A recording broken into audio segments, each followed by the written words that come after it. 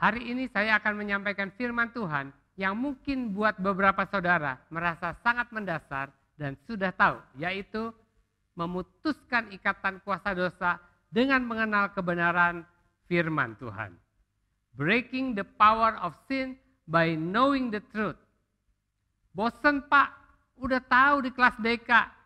Kita semua sudah tahu. Apakah betul?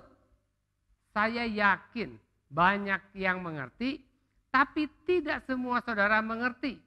Saya yakin saudara yang sudah mengerti pun sulit memberikan penjelasan supaya orang lain mengerti.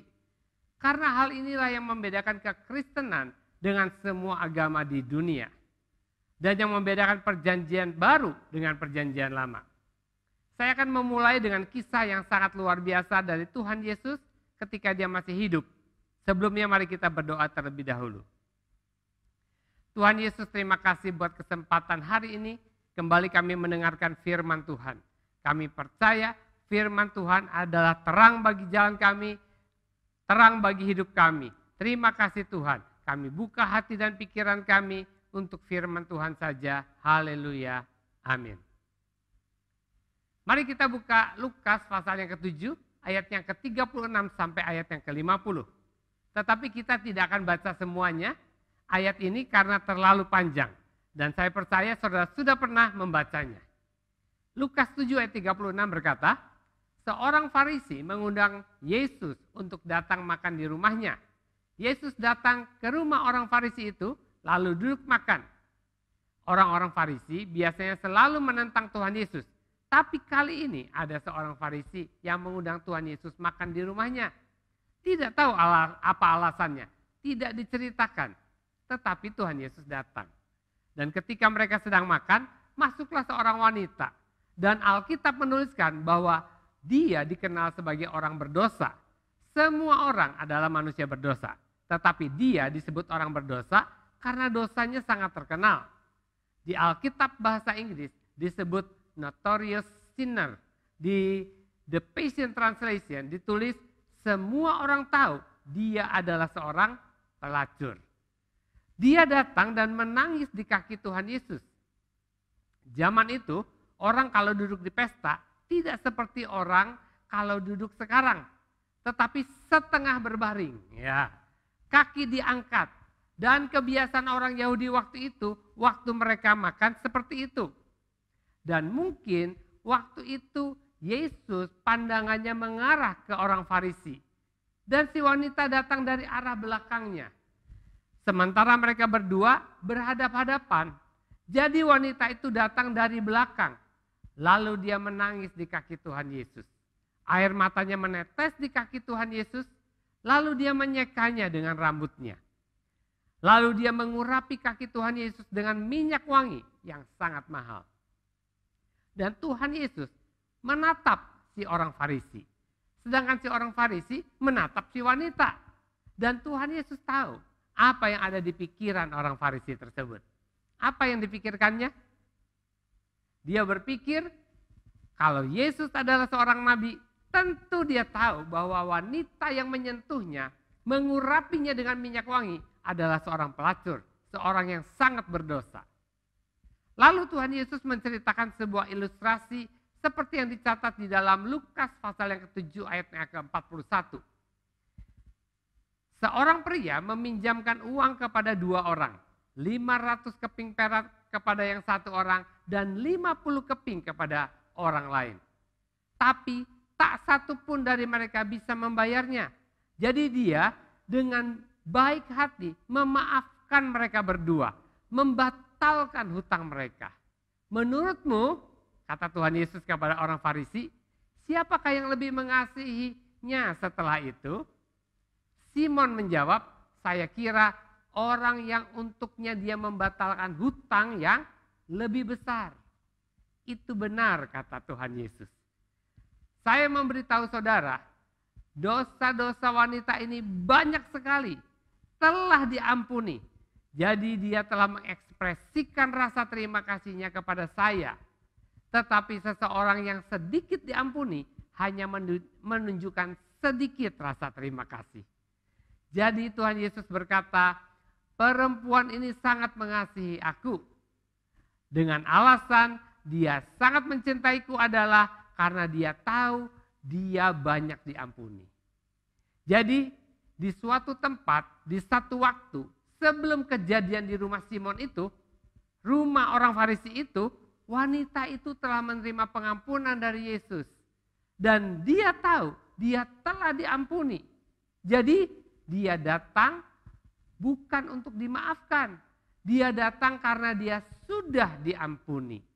Dia datang untuk mengekspresikan rasa terima kasihnya kepada Tuhan. Rasa kasihnya kepada Tuhan. Apa yang menyebabkan orang bisa melakukan hal seperti yang dilakukan wanita ini? Apa yang saudara akan lakukan kalau saudara mengalami seperti yang dialami wanita ini? Dan rahasianya adalah sesuatu yang ditemukan di dalam Ibrani 8 ayat 12. Sebab aku akan menaruh belas kasihan terhadap kesalahan mereka dan tidak lagi mengingat dosa-dosa mereka. Rahasianya kalau dosa kita diampuni. Tapi ada banyak orang tidak sepenuhnya memahami pengampunan dosa yang Tuhan Yesus kerjakan. Banyak orang menganggap apa yang dilakukan Tuhan Yesus hanya satu kali itu saja. Dan sejak itu dia akan mengawasi kita dengan ketat, memperhatikan tingkah laku kita dan mencari-cari kesalahan kita. Kalau kita gagal lagi. Kebanyakan orang berpikir bahwa Tuhan Yesus mengampuni semua dosa orang sejak dia lahir sampai dia menerima Tuhan Yesus sebagai juru selamatnya. Semua dosa kita sejak kita lahir sampai kita menerima Yesus disebut dosa masa lalu. Berapapun umur kita sudah diampuni Tuhan Yesus. Tapi arti kata semua dosa yang dimaksudkan Alkitab dengan yang saya sebut barusan ternyata tidak sama. Contoh, jika saudara bersalah kepada pasanganmu dan saudara minta maaf, lalu dia memaafkan saudara, yang dia maksud adalah kesalahan yang baru saja saudara perbuat. Tidak dia maksudkan dosa yang akan datang, betul? Itu sebabnya dia akan marah lagi kalau kita lakukan kesalahan yang sama lagi di kemudian hari. Dan mungkin saja kali itu dia tidak lagi mau memaafkan kita. Hanya seseorang yang hidup di luar dimensi waktu dapat mengampuni semua dosa-dosa kita. Dosa masa lalu, dosa hari ini, dan dosa yang akan datang. Dan itulah yang Yesus lakukan di atas kayu salib. Saya ulangi, hanya seseorang yang hidup di luar dimensi waktu dapat mengampuni semua dosa kita. Dosa asal kita, dosa masa lalu kita, dosa hari ini, dan dosa yang akan datang. Dan itulah yang Tuhan Yesus lakukan di atas kayu salib. Itulah yang Tuhan Yesus maksudkan di ayat 47. Dosanya yang banyak itu telah diampuni. Makanya di atas kayu salib dia bilang, it is finished, sudah selesai. Saya akan tunjukkan kepada saudara hal ini di Kolose 2 ayat yang ke-13. Dikatakan di sana, kamu juga meskipun dahulu mati oleh pelanggaranmu dan oleh karena tidak disunat secara lahiriah, telah dihidupkan Allah bersama-sama dengan Dia. Sesudah Ia mengampuni segala pelanggaran kita. Jangan salah, Tuhan Yesus datang bukan untuk membuat orang jahat jadi baik. Bukan, tapi membuat orang mati bangkit. Ia membuat orang mati hidup kembali. Alkitab mengatakan kita semua telah mati oleh pelanggaran-pelanggaran kita. Dan karena kita tidak disunat secara lahiriah, tetapi Tuhan telah menghidupkan kita kembali. Mereka yang telah mati bersama-sama dengan Dia. Sesudah Ia mengampuni segala pelanggaran-pelanggaran kita. Dia telah mengampuni semua dosa-dosa dan pelanggaran-pelanggaran saudara dan saya.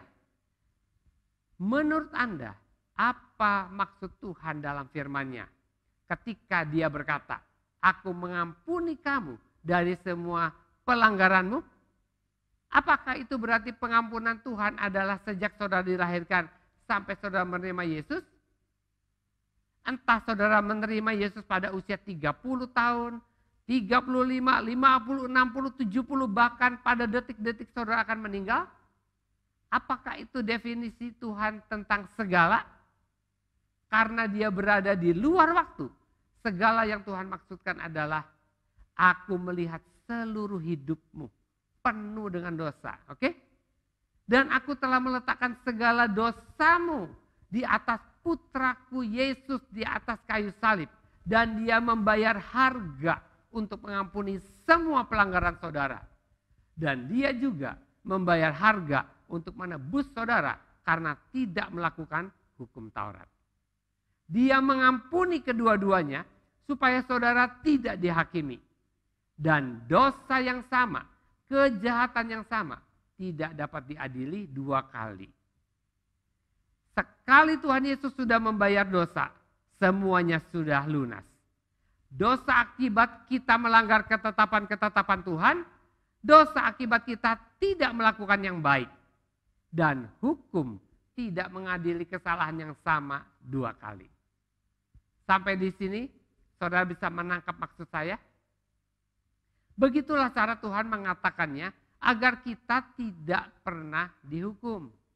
Roma 8 ayat 1 mengatakan, demikianlah sekarang tidak ada penghukuman bagi mereka yang ada di dalam Kristus Yesus. Jadi arti semuanya itu seperti jika saudara pakai drone melihat sebuah kemacetan yang panjang, saudara bisa melihat dari awal kemacetan sampai akhir kemacetan. Semuanya. Sedangkan orang lain tanpa drone hanya bisa melihat beberapa meter ke depan. Tuhan dalam kemahatauannya telah membayar semua dosa-dosa kita yang kita sendiri dalam keterbatasan kita tidak bisa melihatnya dan tidak bisa mengampuninya. Apakah saudara bisa mempercayainya? Betul-betul percaya? Tapi hampir semua orang yang saya beritahu hal ini selalu mengajukan pertanyaan yang sama. Kalau itu betul, enak dong kita bisa berbuat dosa seenaknya. Orang akan melakukan apa saja yang mereka mau tanpa peduli akibatnya karena semua dosa mereka sudah diampuni. Menurut saudara, apakah itu juga yang akan saudara lakukan jika semua dosa saudara diampuni? Waktu saya baru bekerja, belum 1 bulan di sebuah perusahaan di Surabaya sebagai electrical manager, saya melakukan sebuah kesalahan yang menyebabkan perusahaan harus membayar listrik jauh lebih banyak daripada seharusnya. Dan jumlah tersebut jauh lebih besar daripada gaji saya. Bukan saja karena uangnya, tapi saya merasa malu sekali dan merasa sangat bersalah. Bagaimana mungkin seorang manajer bisa melakukan keteledoran yang begitu rupa? Jadi saya datang menghadap presiden direktur perusahaan untuk menjelaskan duduk masalahnya dan minta maaf atas keteledoran saya. Waktu itu saya berpikir, bisa-bisa baru kerja sudah di PHK nih. Tapi di luar dugaan saya, presiden direktur saya memaafkan saya. Bukan itu saja, ia pun membebaskan saya dari keharusan mengganti kerugian perusahaan. Saya betul-betul lega sekali dan saya sangat berterima kasih atas kebaikannya. Dan momen itu tidak pernah saya lupakan. Akibatnya sejak saat itu saya menaruh perhatian ekstra agar pembayaran listrik tidak melebihi yang seharusnya. Saya bekerja 10 tahun di sana dan tidak pernah satu kali pun kesalahan yang serupa terjadi. Kalau saya saja yang hanya dimaafkan kesalahannya 1 kali dan bisa bertekad untuk tidak melakukannya lagi, dan saya tidak melakukannya lagi selama saya bekerja di perusahaan tersebut, apalagi kita sebagai manusia diampuni dosanya terus menerus setiap hari. Saya betul-betul speechless. Tidak tahu bagaimana lagi saya bisa mengucap syukur atas kasih dan kebaikan Tuhan selain berusaha sekuat tenaga untuk melakukan kehendaknya, melayani dia sebaik mungkin. Apa yang saya mau sampaikan di sini adalah, jika seseorang diampuni dosanya tanpa tuntutan sama sekali, dan dia sadar betul sebenarnya dia tidak layak mendapatkannya, dia juga tidak mungkin bisa membayarnya, maka respons yang muncul tentu bukan senang dan akan mempergunakan kesempatan itu untuk berbuat dosa lagi. Tetapi sebaliknya, dia akan bersyukur, lega, happy banget. Dan itu membuat dia akan ekstra hati-hati agar dia tidak melakukan kesalahan yang sama lagi. Agar dia tidak perlu merasa malu dan merasa bersalah karena ternyata dia menyia-nyiakan kasih karunia yang dia terima. Memang kita masih bisa berbuat dosa yang sama. Tapi Tuhan yang melihat hati kita tahu bahwa kita benci terhadap dosa. Dan merasa malu menyebut diri kita Kristen kalau kita masih terus-menerus hidup dalam dosa. Dan ini akan memutuskan ikatan dosa dalam hidup kita. Dan bisa merasakan kasih dan kebaikan Tuhan. Karena Dia terus-menerus mengampuni pelanggaran kita. Dan Kolose 3 ayat 10 berkata, terus-menerus diperbaharui untuk memperoleh pengetahuan yang benar menurut gambar Khaliknya. Kalau ada orang yang mengatakan bahwa semua dosanya sudah diampuni dan dia mempergunakan kesempatan itu untuk terus berbuat dosa, pasti orang itu sebenarnya tidak merasa berdosa atau orang itu tidak merasa bahwa dosanya sudah diampuni sehingga dia tidak merasa perlu berterima kasih kepada Tuhan. Dia tidak merasa perlu menghargai pengorbanan Tuhan. Pemahaman akan kebenaran ini akan membuat kita semakin hari semakin menghargai apa yang sudah Tuhan Yesus selesaikan di atas kayu salib. Dan membuat kita bebas dari rasa bersalah dan semakin mengasihi Tuhan. Amin. Karena Dia sudah terlebih dahulu mengasihi kita. Kembali ke Lukas 7 tadi. Lalu Tuhan Yesus berkata kepada Simon, kamu lihat wanita ini Simon? Seperti cerita yang aku sampaikan tadi, ia yang hutangnya lebih banyak dan dibebaskan dari hutang-hutangnya akan lebih berterima kasih. Demikian juga orang yang diampuni semua dosa-dosanya akan lebih mengasihi yang mengampuninya. Saudaraku, kalau saudara mengerti kebenaran ini, bahwa semua dosa saudara sudah dibayar lunas, dosa asal, dosa masa lalu, dosa sekarang, dosa yang akan datang, dengan darah yang sangat mahal, yang tidak mungkin saudara dapatkan dengan cara apapun, maka saya yakin hidup saudara akan betul-betul berubah secara radikal. Tetapi waktu saudara gagal dan jatuh, waktu itulah saudara perlu menyadari bahwa dosamu sudah diampuni, sudah dibayar lunas oleh darah Yesus. Bisa bayangkan betapa baiknya Tuhan itu. Sehingga saudara bisa dengan keberanian dan tanpa rasa takut datang ke hadirat Tuhan. Banyak orang merasa tidak nyaman lama-lama tinggal dalam hadirat Tuhan. Baik dalam doa maupun tempat ibadah. Karena apa? Karena merasa tidak nyaman. Karena saudara tahu bahwa saudara punya banyak dosa yang belum diselesaikan. Tapi saudara terpaksa datang kepada Tuhan karena tidak ada lagi yang bisa diharapkan selain Tuhan. Tapi kita tidak merasa nyaman. Kita ingin Tuhan campur tangan. Kita ingin Tuhan campur tangan. Kita ingin Tuhan terlibat dalam hidup kita. Kita ingin Dia membantu kita, melindungi kita dan memberkati kita. Jadi kita masuk, tapi kita merasa Tuhan memperhatikan, melihat dosa-dosa kita yang baru kita lakukan. Ketidaksempurnaan kita. Kita tidak yakin bahwa Dia sudah mengampuni semua dosa-dosa kita. Kita mungkin yakin bahwa dosa-dosa masa lalu kita telah diampuni. Tapi yang barusan, pagi ini aku punya pikiran kotor, atau mungkin baru saja saya ribut dengan suami saya, dengan istri saya, atau baru saja bla bla bla. Hal-hal ini akan kembali pada kita karena otak kita mengingatkan kita akan hal itu. Dan kita tahu musuh kita, si pendakwa, dia mengingatkan saudara akan semua dosa-dosa saudara. Bayangkan jika saudara tidak percaya kebenaran ini. Saudara akan masuk dan tidak heran saudara mengajukan permintaan-permintaan saudara satu demi satu dengan sangat cepat. Tapi saudara tidak benar-benar nyaman di hadirat Tuhan dan berusaha secepat mungkin keluar dari situ. Saudara tidak tahu harus bicara apa. Karena dia terlalu kudus, saudara terlalu berdosa.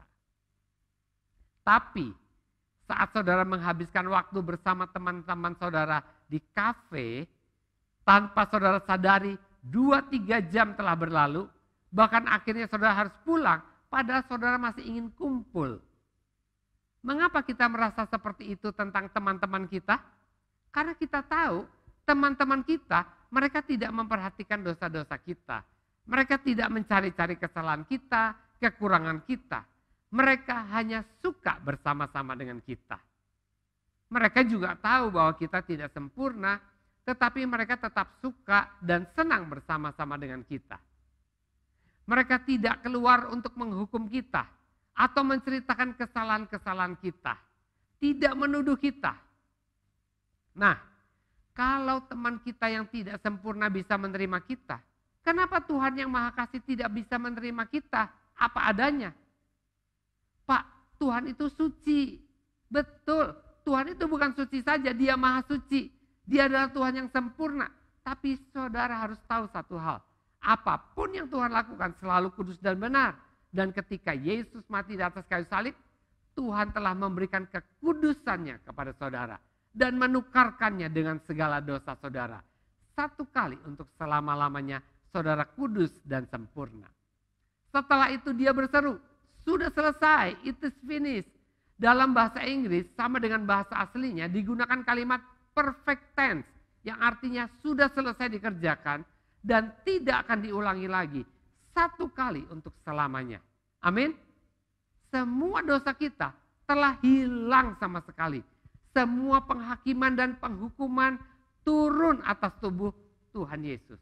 Sehingga murka Tuhan atas dosa manusia sudah ditanggung oleh manusia Yesus Kristus. Darah Yesus yang tercurah di atas kayu salib lebih dari cukup untuk membayar semua dosa manusia sejak Adam sampai kepada akhir zaman.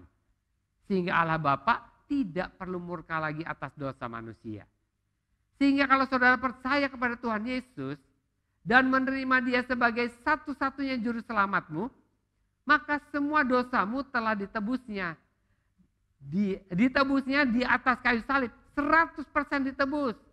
Sehingga Allah tidak bisa menghukum saudara karena dosa-dosamu, karena Dia telah menghukum Yesus atas dosa-dosa saudara. Jadi jangan lagi saudara berpikir bahwa karena dosa-dosa kita telah ditebus, kita bisa bebas berbuat dosa. Tidak. Orang yang berpikir seperti itu karena mereka tidak mendengar Injil yang benar. Dan karena mereka belum mengalami pengampunan seperti yang dialami wanita pelacur tadi. Mereka belum mengalami apa yang saya alami. Karena mendengar pengajaran yang salah, maka orang tidak hidup dalam kebenaran. Dan hasilnya orang tidak datang kepada Tuhan Yesus dengan penuh rasa terima kasih. Orang tidak datang dengan membawa parfum yang mahal. Kita harus menyampaikan kebenaran agar orang mempercayai yang benar. Akibatnya mereka akan hidup benar. Dan inilah kebenaran yang harus kita hidupi setiap hari. Supaya setiap hari ada rasa syukur yang berlimpah-limpah. Dan kita selalu termotivasi untuk memberikan parfum yang mahal. Hormat untuk kemuliaan Tuhan Yesus Kristus. Ini adalah hal yang paling mendasar yang menjadi batu lompatan bagi kita untuk bisa menerima janji-janji berkat yang lain. Mazmur 103 ayat 3 mengatakan, Dia yang mengampuni segala kesalahanmu, yang menyembuhkan segala penyakitmu. Ayat 12, sejauh timur dari barat, demikian dijauhkannya daripada kita pelanggaran kita.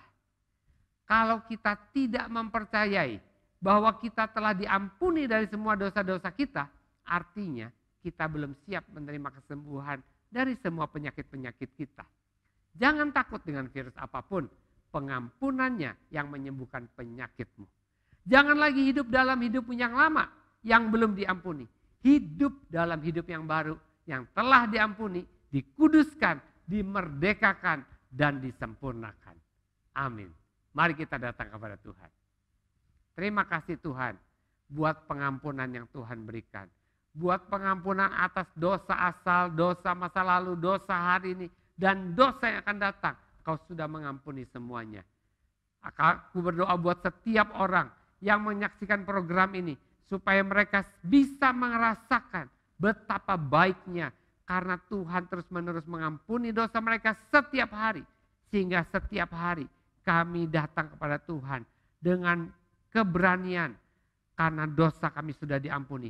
Kami datang dengan penuh ucapan syukur, dengan komitmen untuk tidak melakukan hal-hal yang jahat lagi. Kami datang dengan penuh rasa hormat, membawa parfum yang mahal untuk kemuliaan nama Tuhan. Terima kasih Tuhan. Di dalam nama Tuhan Yesus, haleluya, amin. Tuhan Yesus memberkati. Kita berjumpa lagi dalam ibadah online minggu depan.